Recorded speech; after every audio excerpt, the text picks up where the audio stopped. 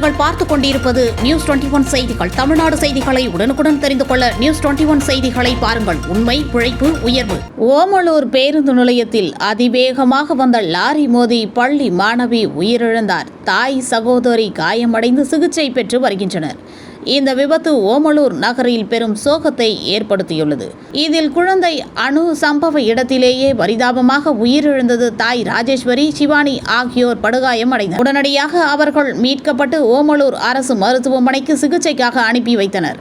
அவர்களுக்கு அங்கு சிகிச்சை அளிக்கப்பட்டு வருகிறது. காலை பள்ளி நேரத்தில் ஓமலூர் நகருக்குள் கனரக வாகனங்களை அனுமதிக்க கூடாது. ஆனால் போலீசார் கண்டுகொள்ளாததால் ராஜஸ்தான் மாநிலத்தை சார்ந்த லாரி பள்ளி நேரத்தில் உள்ளே வந்து விபத்தை ஏற்படுத்தியுள்ளது. அதனால் லாரி ஓட்டுநர் மீது, லாரியை நகருக்குள் விட்ட போலீசார் மீதும் நடவடிக்கை எடுக்க வேண்டும் என்று பொதுமக்கள் கோரிக்கை விடுத்துள்ளனர். நியூஸ் 21 செய்திகளுக்காக ஓமலூர் செய்தியாளர் சித்தையன்.